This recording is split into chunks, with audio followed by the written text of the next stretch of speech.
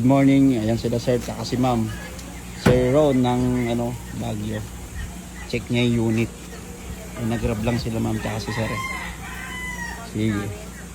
Ito mga boss, kasama ko si sir si Sir Ron saka si ma'am Giselle yan from Baguio. Road test muna namin tong Ranger. Sige po.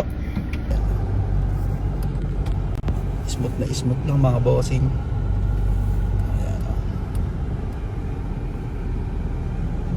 Ayan boss, Sir Ron, anong sa road test natin? Ayos, boss. Ayos. Yes. Spot naman sa kanyang honest siya. Honest declare lang boss. Honest declare yung mileage lot, boss naman. Okay.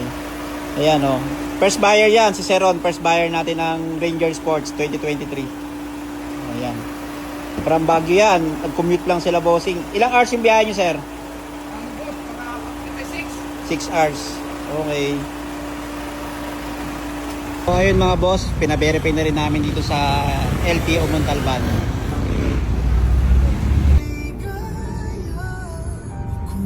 Naka-wash muna natin.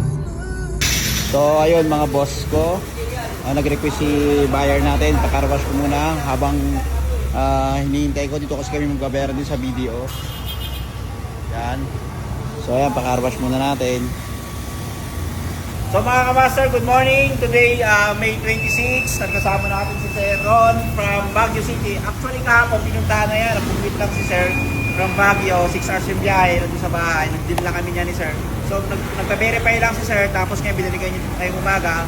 So April 25, kahapon, nag-deal lang kami. Ngayon, follow up na lang to. May 26. So binunta ko kayo, Sir, itong natin. Ford Sports 4x4 2023 model. Ako naman lagi ko sinasabi, pag ang papers is fake, flat, or tampered, malibang guaranteed ako 100%. Tsaka request ni sir, ayan, free transfer of ownership. Yan, piniri na po natin yan, tapos binawasan pa natin ng konti lang naman, kasi nakita naman ni sir, yan, nag-request ng mga wash. Sa lahat, ganun natin, alam niyo naman tayo mga boss, isang request nyo na sa akin, madali akong kausap. Pero hindi na ako ng konting feedback sa transaction natin.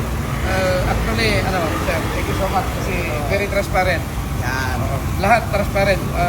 Pinakita niya lahat and then pati yung pag-verify sa LTO, everything. So, humingi ako ng ilang oras sa kanya to verify. Pero, Yun. salamat sa Diyos. Yun. Ayun. Kahapon, binirify pa namin yan. Mismo dito sa LTO Montalban. Sinamahan ko si sir. Yan, actually, kasama ko rin namin kahapon siya. Shoutout kay ma'am. Hindi na lang kasama ngayon.